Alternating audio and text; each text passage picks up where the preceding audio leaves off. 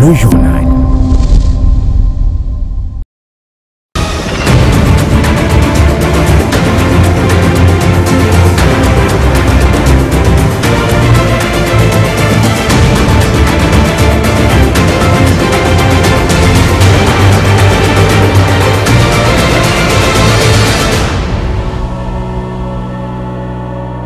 Heureux de vous retrouver pour vous informer à la une de cette édition.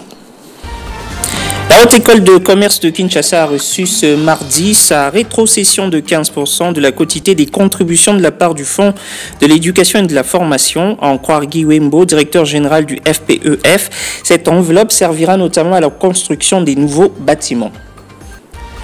Et puis une délégation de l'ambassade de France en RDC a visité les installations de la RT Éduc ce mardi. Les deux parties entendent nouer un partenariat de renforcement de capacité et œuvrer pour le rayonnement de la radio-télévision de l'éducation. Reportage à suivre.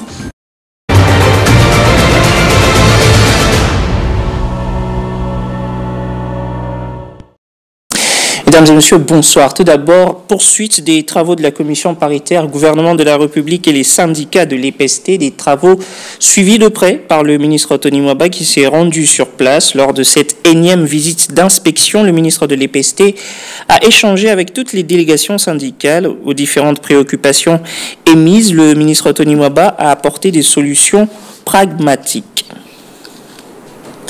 Amélioration de la qualité de l'enseignement axée sur le résultat dans la province éducationnelle de la Lukunga. Le sujet était au cœur des échanges entre le directeur provincial Jean-Pierre Yoy et ses collaborateurs. Parmi les points abordés, l'évaluation du forum provincial sur la réduction du taux d'échec et l'abandon scolaire des élèves de classe de la 8e. Astrid Mbouy nous en dit plus.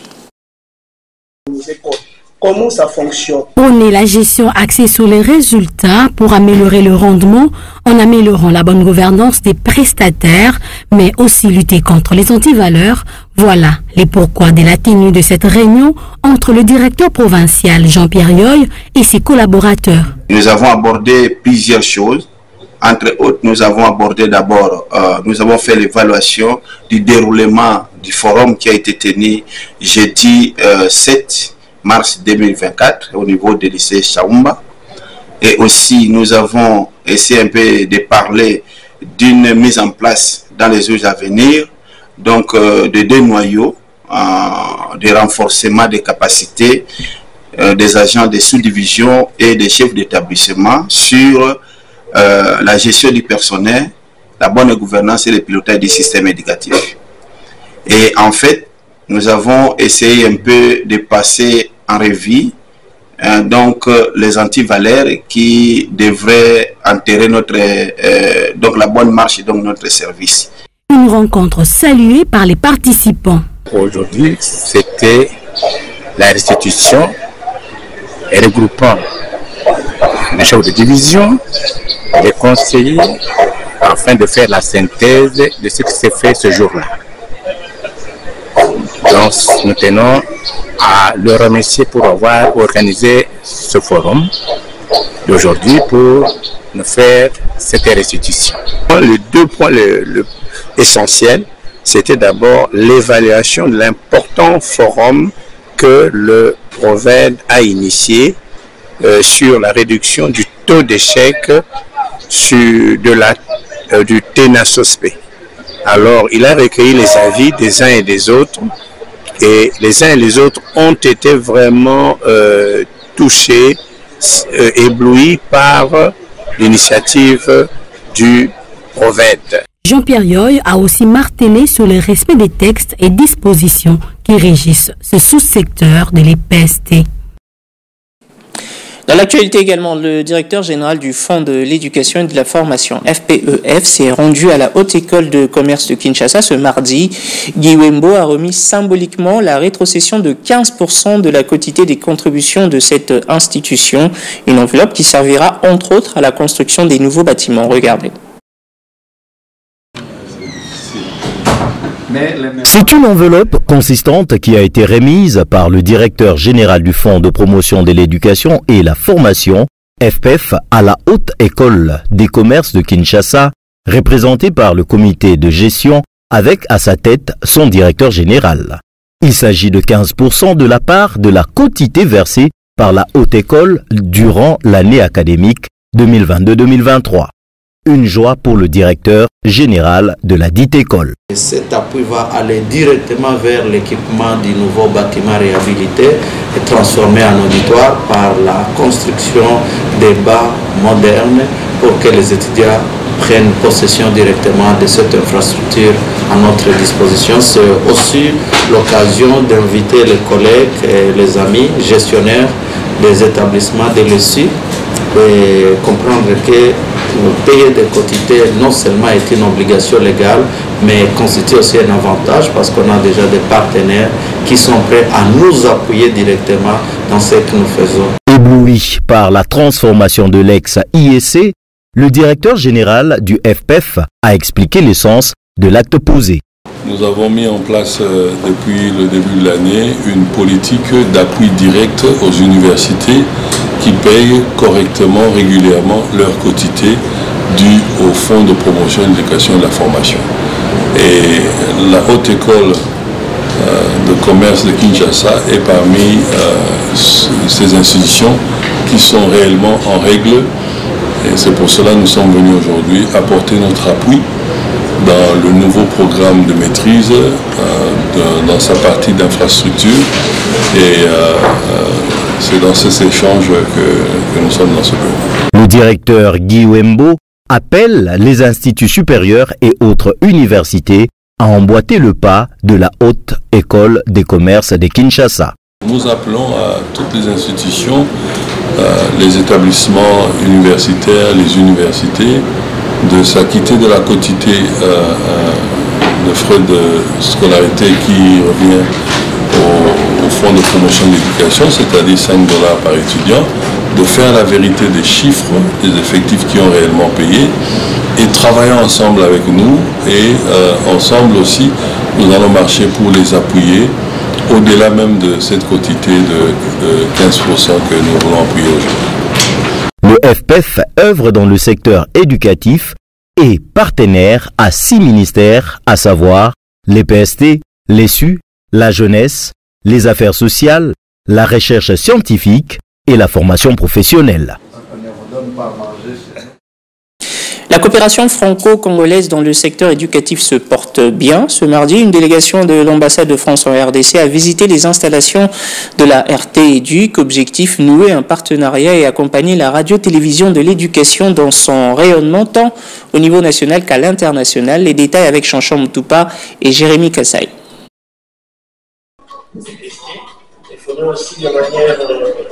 C'est des visiteurs hors du commun qui ont foulé le sol de la RT-Éduc ces jours. Il s'agit d'une délégation de l'ambassade de France en RDC qui a voulu voir de plus près ces travaux de titan qu'accomplit la télévision de l'éducation en vue d'un partenariat qui va essentiellement tourner autour des renforcements des capacités des agents et cadres de cette télévision, l'appui à l'enseignement à distance à travers la classe télévisée, ce programme phare de la RT-Éduc. Accompagné du directeur chef des services et de quelques cadres de cette télévision thématique, ces hôtes de marque ont fait la ronde de la propriété pour se faire une idée des conditions de travail des agents, ainsi pour voir comment apporter un coup de pouce au travail déjà effectué jusque-là. De la régie en passant par le plateau, ces émissaires de l'Hexagone sont répartis avec une idée claire sur la RT-Éduc.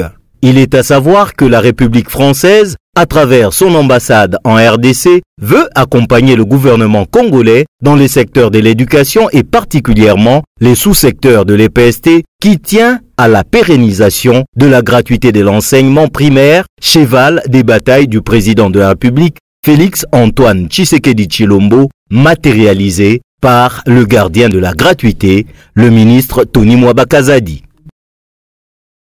Dans un autre chapitre, en marge du mois dédié aux droits de la femme, le centre Bondeko Institut Libanga a organisé une matinée d'échange et de réflexion. Cette institution spécialisée dans la prise en charge des jeunes filles vivant avec handicap plaide pour la prise en charge des enseignants en langue des signes. Témoigne de l'événement, Sophie Kajinga et Jires Makolo.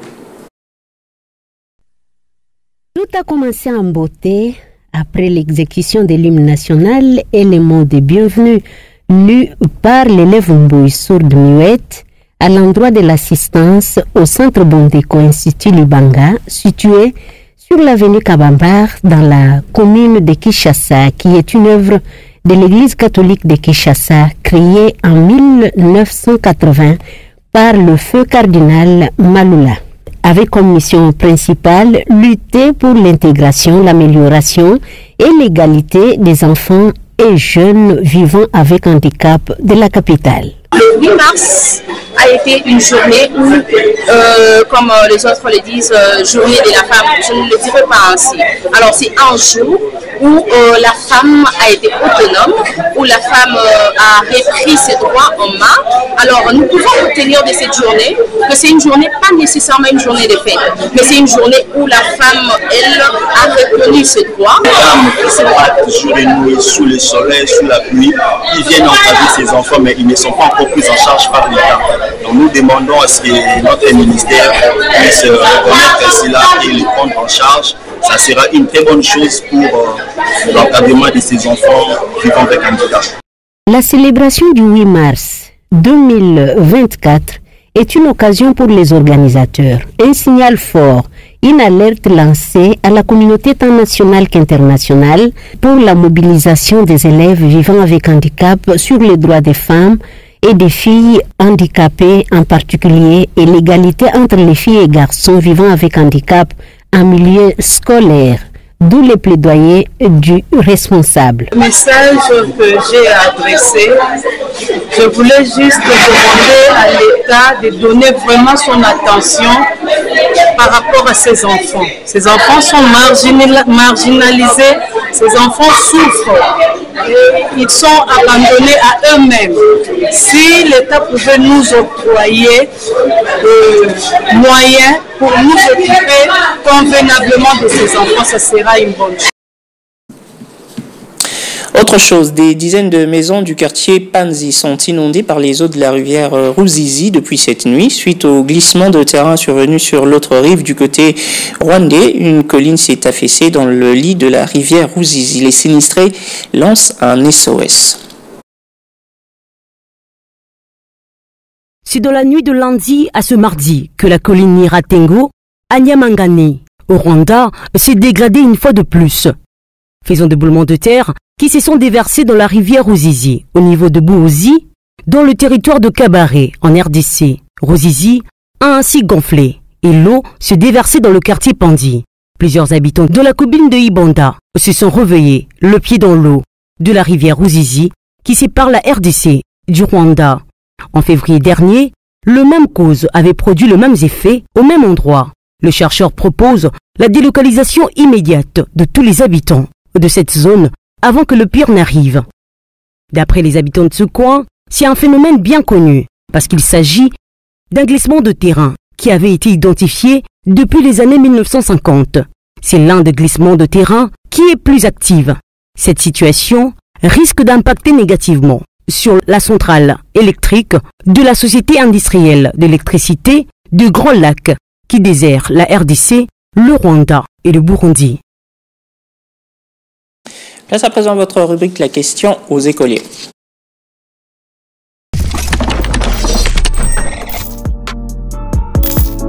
Il y a combien de langues nationales en RDC? Nous avons 4 langues nationales.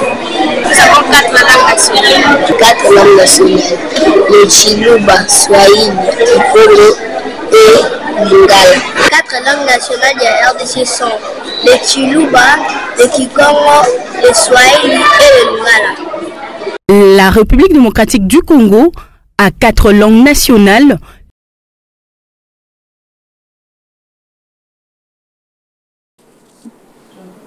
Reste avec nous dans un instant, la revue de presse.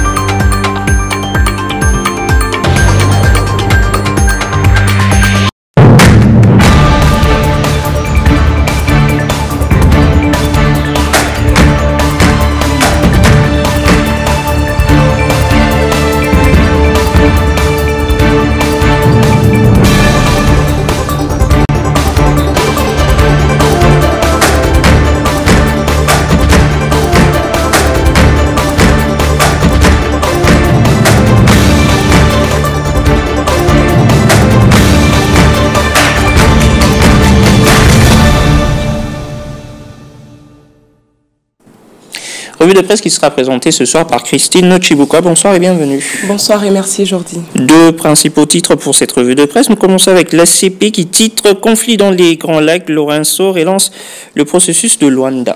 Exactement, aujourd'hui, les journaux Paris ce mardi à Kinshasa reviennent plus sur l'éventuelle rencontre entre le chef de l'État congolais Félix-Antoine Tshisekedi et son homologue Paul Kagame, le président rwandais, sous la médiation de l'Angolais Joao Lourenço. L'agence congolaise de presse lance le bal et rapporte dans sa une que le médiateur dans le conflit né de l'agression de la RDC par le Rwanda, le président angolais Joao Lourenço a reçu le président rwandais Paul Kagame dans le but de relancer le dialogue direct avec le président de la République démocratique du Congo, Félix Tshisekedi. Sur le même chapitre, la référence plus signale que Paul Kagame a donné son accord pour rencontrer son homologue de la RDC, Félix Tshisekedi.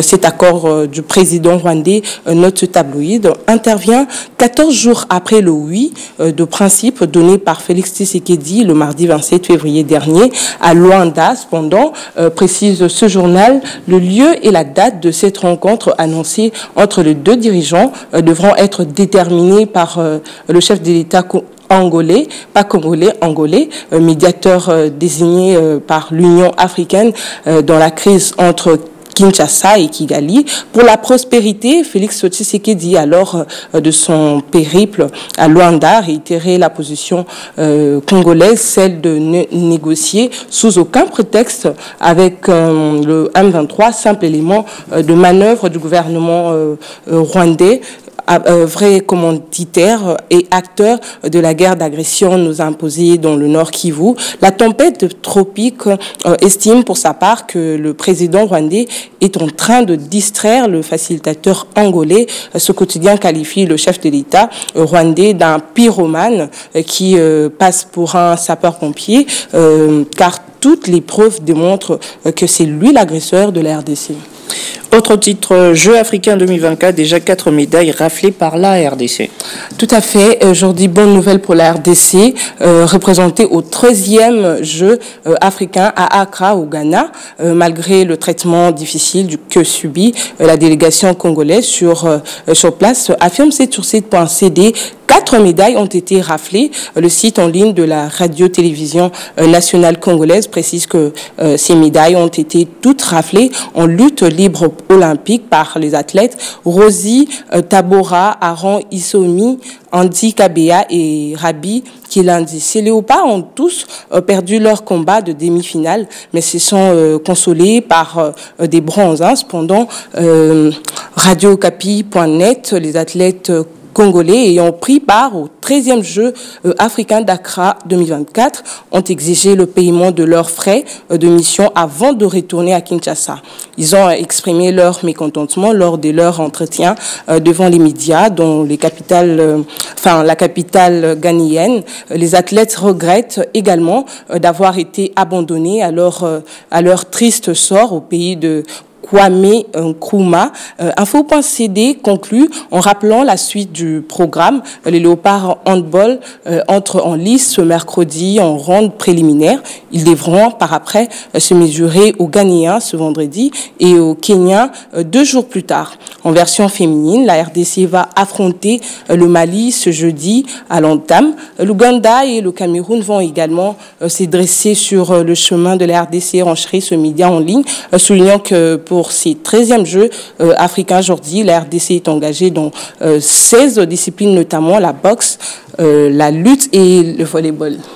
Merci pour ce complément d'information, Christine. Je vous en prie, Jordi. À la fin de ce journal, merci de l'avoir suivi. Mesdames et messieurs, excellente suite de programmes sur votre chaîne, la RT Éduc.